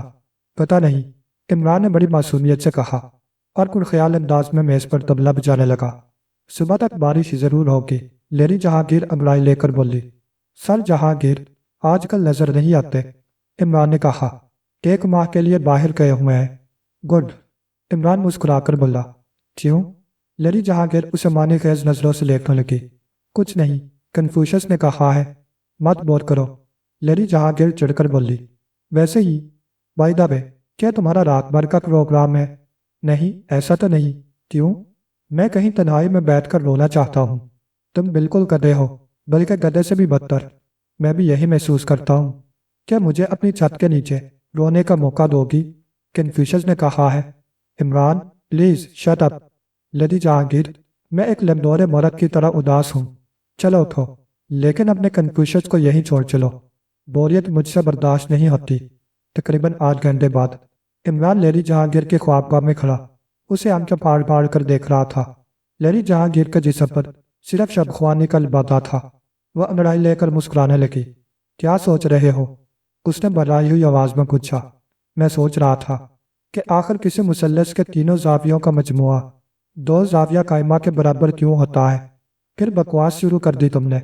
لیڈی جہانگیر کی نشیلی آنکھوں میں جلال جھانکنے لگی۔ مائی ڈیئر لیڈی جہانگیر، اگر میں یہ ثابت کر دوں کہ زاویہ قائمہ کوئی چیز ہی نہیں ہے تو دنیا کا بہت بڑا آدمی ہو سکتا ہوں، جہنم میں جا سکتے ہو۔ لیڈی جہانگیر برا سا منہ بنا کر بڑبڑائی۔ جہنم؟ کیا تمہیں جہنم پر یقین ہے؟ عمران، میں تمہیں دھکے دے کر نکال دوں گی۔ لیڈی جہانگیر، مجھے نیند آ رہی ہے۔ سر جہانگیر کی خوابگاہ میں ان کا سلیپنگ سوٹ ہوگا، پہن لو۔ شکریہ۔ خوابگاہ کدھر ہے؟ سامنے والا کمرہ، لیڈی جہانگیر نے کہا اور بے چینی سے ٹہلنے لگی۔ عمران نے سر جہانگیر کی خوابگاہ میں گھس کر اندر سے دروازہ بند کر لیا۔ لیڈی جہانگیر ٹہلتی رہی۔ 10 منٹ گزر گئے۔ آخر وہ جلا کر سر جہانگیر کی خوابگاہ کے دروازے پر آئی۔ دھکا دیا، لیکن اندر سے چٹکنی چلا دی گئی تھی۔ کیا کرنے لگے عمران؟ اس نے دروازہ تھپتھپانا شروع کر دیا، لیکن جواب ندارت۔ پھر اسے ایسا محسوس ہوا جیسے عمران خراٹے بھر رہا ہو۔ اس نے دروازے سے کان لگا دیے۔ حقیقتاً وہ خراٹوں ہی کی آواز تھی۔ پھر دوسرے لمحے میں وہ ایک کرسی پر کھڑی ہو کر دروازے کے اوپری شیشہ سے کمرے کے اندر جھانک رہی تھی۔ اس نے دیکھا کہ عمران کپڑے جوتوں سمیت سر جہانگیر کے پلنگ پر پڑا خراٹے لے رہا ہے، اور اس نے بجلی بھی نہیں بجھائی تھی۔ وہ اپنے ہونٹوں کو دائرہ کی شکل میں سکیرے عمران کو کسی بھوکی بلی کی طرح گھور رہی تھی۔ پھر اس نے ہاتھ مار کر دروازے کا ایک شیشہ توڑ دیا۔ نوکر شاہد شاگرد پیشے میں سوئے ہوئے تھے، ورنہ شیشے کے چھناکے ان میں سے ایک آدھ کو ضرور جگا دیتے۔ ویسے یہ اور بات ہے کہ عمران کی نیند پر ان کا ذرہ برابر بھی اثر نہ پڑا ہو۔ لیڈی جہانگیر نے اندر ہاتھ ڈال کر چٹکنی نیچے گرا دی۔ نشے میں تو تھی ہی، جسم کا پورا زور دروازے پر دے رکھا تھا۔ چٹکنی کرتے ہی دونوں پٹ کھل گئے اور وہ کرسی سمیت خوابگاہ میں جا گری۔ عمران نے گنودہ آواز میں کراہ کر کروٹ بدلی اور بڑبڑانے لگا۔ ہاں ہاں، سینٹیلک گیس کی بو کچھ میٹھی میٹھی سی ہوتی ہے۔ پتہ نہیں وہ جاگ رہا تھا یا خواب میں بڑبڑایا تھا۔ لیڈی جہانگیر فرش پر بیٹھی اپنی پیشانی پر ہاتھ پھیر کر بسو رہی تھی۔ 2-3 منٹ بعد وہ اٹھی اور عمران پر ٹوٹ پڑی۔ سور کمینے، یہ تمہارے باپ کا گھر ہے، اٹھو نکلو یہاں سے۔ وہ اسے بری طرح جھنجھوڑ رہی تھی۔ عمران وہ کھلا کر اٹھ بیٹھا۔ ہائے، کیا سب بھاگ گئے؟ دور ہو جا یہاں سے۔ لیڈی جہانگیر نے اس کا کالر پکڑ کر جھٹکا مارا۔ ہاں ہاں، سب ٹھیک ہے۔ عمران اپنا گریبان چھڑا کر پھر لیٹ گیا۔ اس بار لیڈی جہانگیر نے بالوں سے پکڑ کر اسے اٹھایا۔ ہائے، کیا ابھی نہیں گیا؟ عمران جلا کر اٹھ بیٹھا۔ سامنے ہی قد آدم آئینہ رکھا ہوا تھا۔ اوہ، تو آپ ہیں؟ وہ آئینے میں اپنا عکس دیکھ کر بولا، پھر اس طرح منہ بنا کر اٹھا جیسے اس پر حملہ کرے گا۔ اس طرح آہستہ آہستہ آئینے کی طرف بڑھ رہا تھا، جیسے کسی دشمن سے مقابلہ کرنے کے لیے پھونک پھونک کر قدم رکھ رہا ہو۔ پھر اچانک سامنے سے ہٹ کر ایک کنارے پر چلنے لگا۔ آئینے کے قریب پہنچ کر دیوار سے لگ کر کھڑا ہو گیا۔ لیڈی جہانگیر کی طرف دیکھ کر اس طرح ہونٹوں پر انگلی رکھ لی جیسے وہ آئینے کے قریب نہیں بلکہ کسی دروازے سے لگا کھڑا ہو، اور اس بات کا منتظر ہو کہ جیسے ہی دشمن دروازے میں قدم رکھے گا وہ اس پر حملہ کر بیٹھے گا۔ لیڈی جہانگیر حیرت سے آنکھیں پھاڑے اس کی یہ حرکت دیکھ رہی تھی، لیکن اس سے قبل کہ وہ کچھ کہتی، عمران نے پینترا بدل کر آئینے پر ایک گونسا رسیدی کر دیا۔ ہاتھ میں جو چوٹ لگی تو ایسا معلوم ہوا جیسے وہ یک بیک ہوش میں آ گیا ہو۔ لا حول ولا قوہ، وہ آنکھیں مل کر بولا اور کھسیانی ہنسی ہنسنے لگا۔ اور پھر لیڈی جہانگیر کو بھی ہنسی آ گئی، لیکن وہ جلدی سنجیدہ ہو گئی۔ تم یہاں کیوں آئے تھے؟ او، میں شاید بھول گیا، شاید اداس تھا۔ لیڈی جہانگیر، تم بہت اچھی ہو، میں رونا چاہتا ہوں، اپنے باپ کی قبر پر رونا، نکل جاؤ یہاں سے۔ Lady Jahangir, Confucius, shut up. Lady Jahangir اتنے زور سے چیخی کہ اس کی آواز بڑھ گئی۔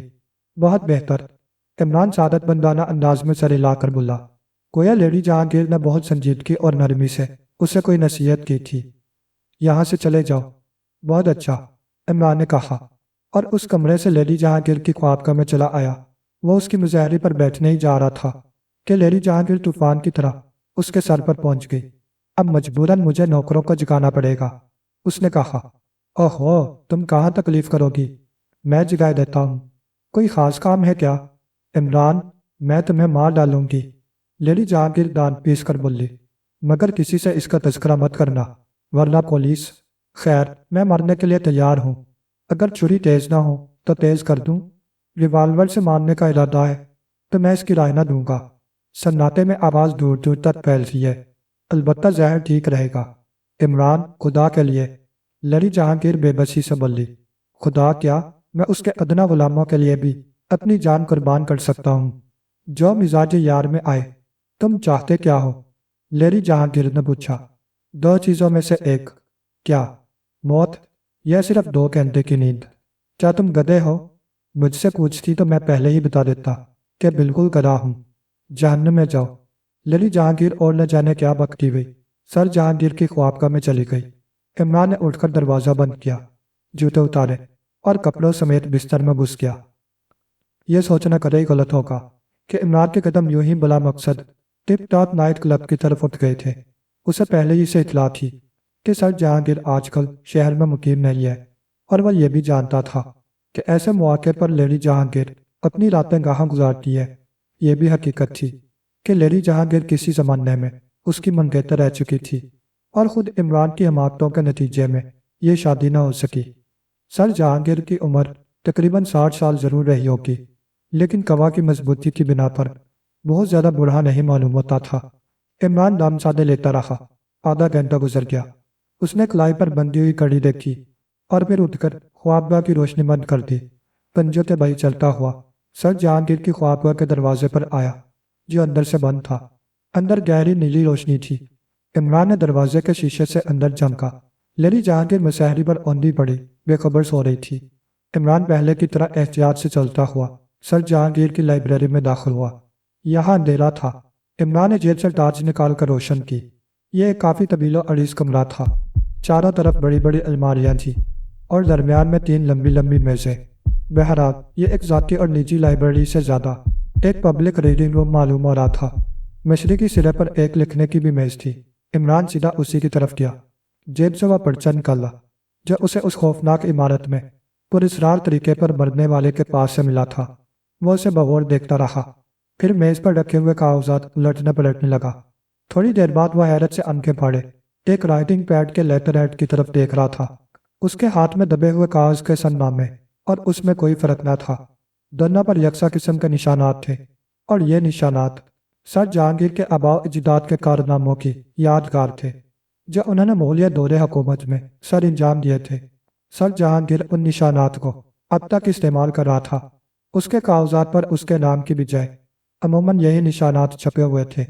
عمران نے میز پر رکھے ہوئے کاغذات کو پہلی سی ترتیب میں رکھ دیا اور چپ چاپ لائبریری سے نکل آیا۔ لیڈی جہانگیر کے بیان کے مطابق سر جہانگیر 1 ماہ سے غائب تھے۔ تو پھر عمران کا ذہن چوکڑیاں بننے لگا۔ آخر ان معاملات سے جہانگیر کا کیا تعلق؟ خوابگاہ میں واپس آنے سے پہلے اس نے ایک بار پھر اس کمرے میں جھانکا جہاں لیڈی جہانگیر سو رہی تھی، اور مسکراتا ہوا اس کمرے میں چلا آیا جہاں اسے خود سونا تھا۔ صبح 9 بجے لیڈی جہانگیر اسے بری طرح جھنجھوڑ کر جگا رہی تھی۔ Well done, well done. Imran ہڑبڑا کر اٹھ پڑا اور مسحری پر اکڑوں بیٹھ کر اس طرح تالی بجانے لگا جیسے کسی کھیل کے میدان میں بیٹھا ہوا کھلاڑیوں کو داد دے رہا ہو۔ یہ کیا بےہودگی ہے؟ لیڈی جہانگیر جھنجھلا کر بولی۔ سوری۔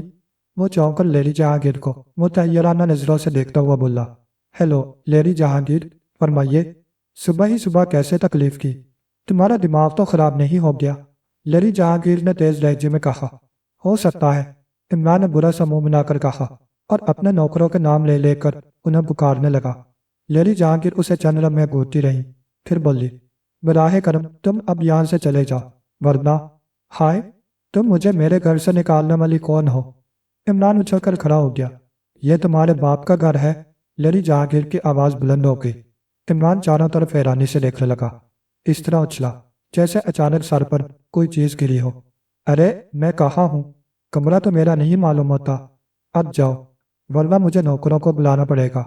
नौकरों को बुलाकर क्या करोगी? मेरे लायक कोई खिदमत? वैसे तुम गुस्से में बहुत अच्छी लगती हो। Shut up.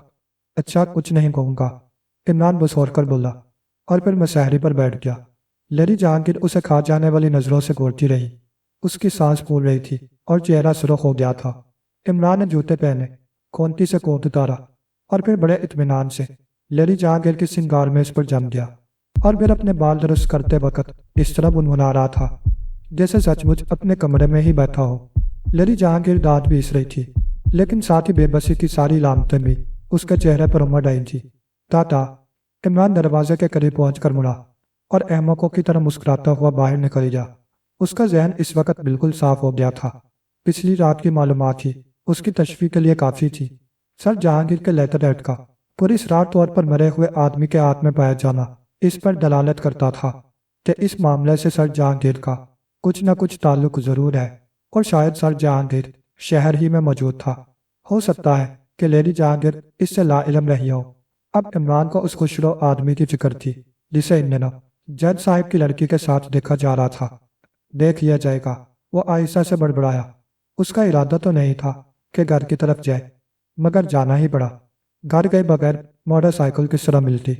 उसे यह भी तो मालूम करना था कि वो खौफनाक इमारत दरअसल थी किसकी।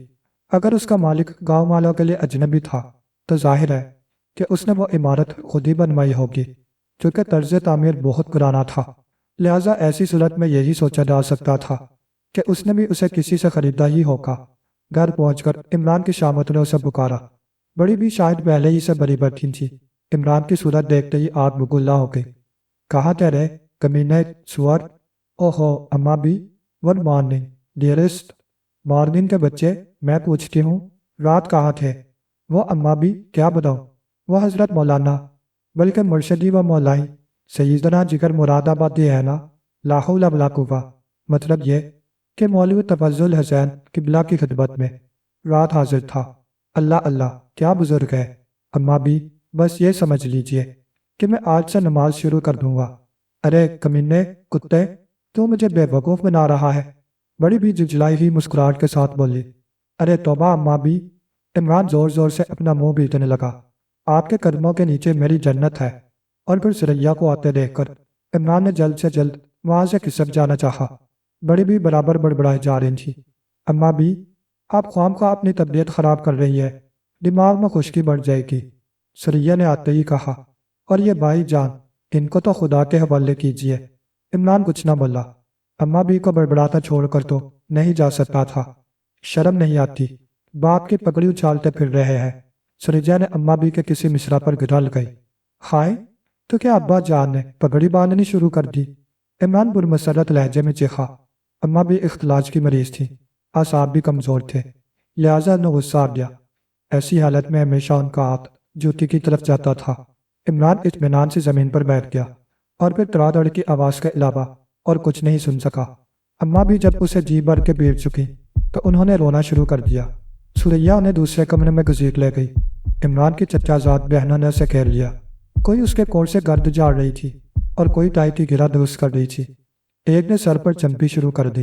इमरान ने जेब से सिगरेट निकाल कर सुलगाई और इस तरह खड़ा रहा जैसे वह बिल्कुल तन्हा हो। दो चार कश लेकर उसने अपने कमरे की राह ली और उसकी चचाजाद बहनें जरीना और सोफिया एक दूसरे का मुंह ही देखती रह गई। इमरान ने कमरे में आकर फ्लैट हेड एक तरफ उछाल दी, कोड मसहरी पर फेंका और एक आरामदेह कुर्सी पर गिरकर ऊँगने लगा। रात वाला कागज अब भी उसके हाथ में दबा हुआ था। उस पर कुछ हिंसे लिखे हुए थे, कुछ पेमाइशें थी। ऐसा मालूम होता था जैसे किसी बढ़ई ने कोई चीज़ करने से पहले اس کے مختلف حصوں کے تناسب کا اندازہ لگا رہا ہوں۔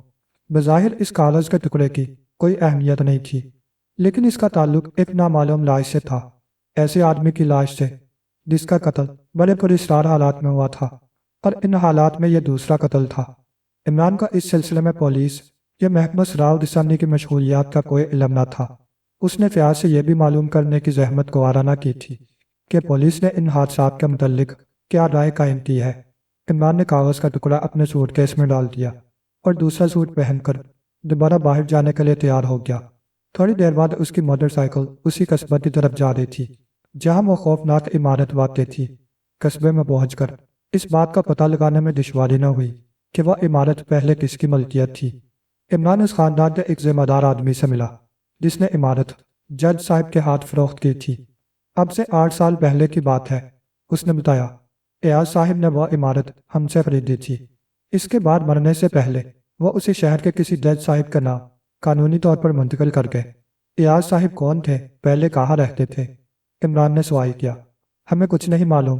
عمارت خریدنے کے بعد 3 سال تک زندہ رہے، لیکن کسی کو کچھ نہ معلوم ہو سکا کہ وہ کون تھے اور پہلے کہاں رہتے تھے۔ ان کے ساتھ ایک نوکر تھا جو اب بھی عمارت کے سامنے ایک حصے میں مقیم ہے، یعنی قبر کا وہ مجاور، عمران نے کہا، اور بڑے آدمی نے اس بات میں سر ہلا دیا۔ وہ تھوڑی دیر تک کچھ سوچتا رہا، پھر بولا، وہ قبر بھی ایاز صاحب ہی نے دریافت کی تھی۔ ہمارے خاندان والوں کو تو اس کا علم نہیں تھا۔ وہاں پہلے کبھی کوئی قبر نہ تھی۔ ہم نے اپنے بزرگوں سے بھی اس کے بارے میں کچھ نہیں سنا۔ عمران گھورتا ہوا بولا، بھلا قبر کس طرح دریافت ہوئی تھی؟ انہوں نے خواب میں دیکھا تھا کہ اس جگہ کوئی شہید مرد دفن ہے۔ دوسرے ہی دن قبر بنانی شروع کر دی۔ خود ہی بنانی شروع کر دی؟ عمران نے حیرت سے پوچھا۔ جی ہاں، وہ اپنا سارا کام خود ہی کرتے تھے۔ کافی دولت مند بھی تھے، لیکن انہیں کنجوس نہیں کہا جا سکتا کیونکہ وہ دل کھول کر خیرات کرتے تھے۔ جس کمرے میں لاش ملی تھی اس کی دیواروں پر پلاسٹر ہے، لیکن دوسرے کمروں میں نہیں۔ اس کی کیا وجہ ہے؟